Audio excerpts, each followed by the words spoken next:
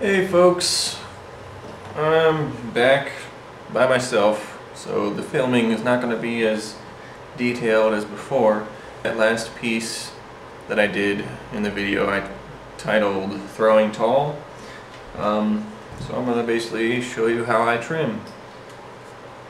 I like to seal my piece on the wheel upside down by getting the rim wet first,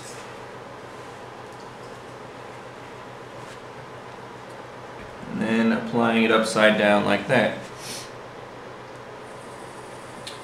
Now when I center it, I typically center by tapping it into center until I get it centered.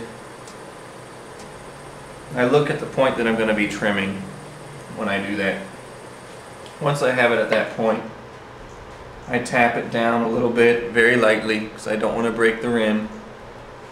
And then I check to see if I'm really sealed on there. And I always end with some taps. Now what I'm going to do is start trimming. You can see I should only have to trim this portion here. All of this should be ideal thickness. So I just have some excess here that I'm going to trim down and make a nice foot ring.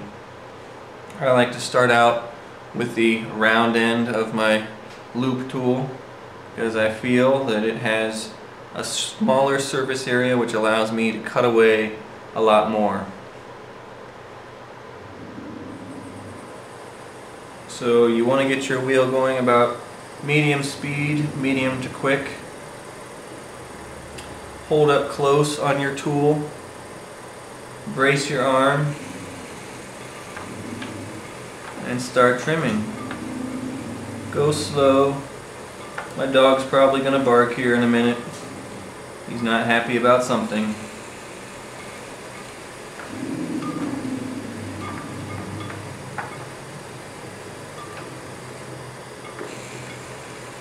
You want to go slow with a quick wheel.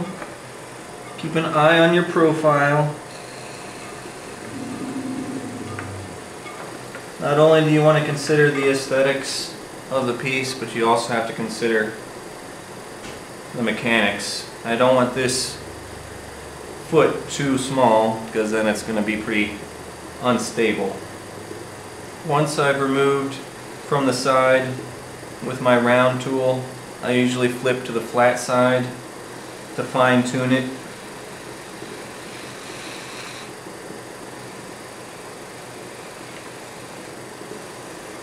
I like to have some pretty distinguished feet on my pots. Now for the middle, I start out with the corner to define my ring. This is still the flat side of the tool. Whoop. And sometimes that'll happen.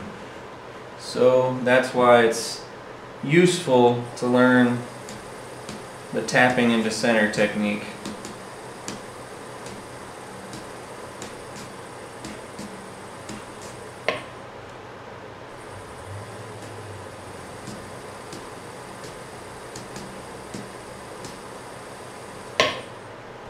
Tap her back down and go back to it.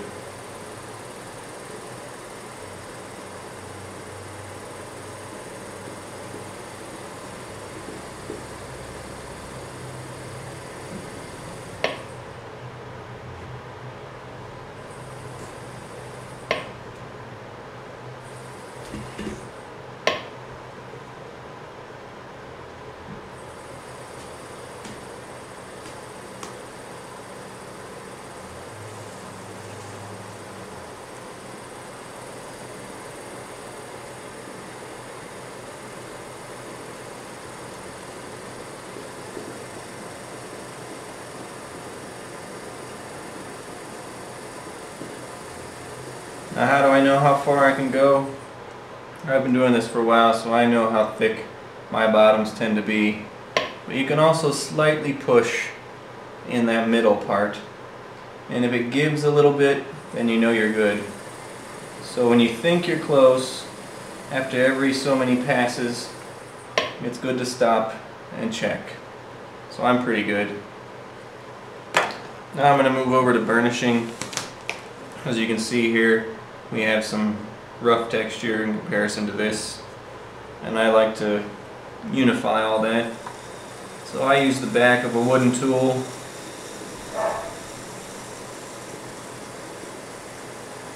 to bring that texture a little closer to the rest of the piece.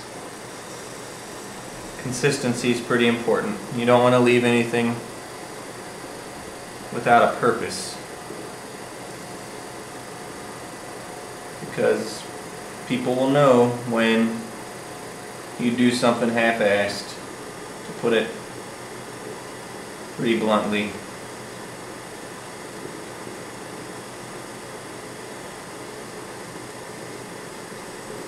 My philosophy is, you spend a lot of time perfecting the top of the form, you may as well continue with that same effort in the bottom.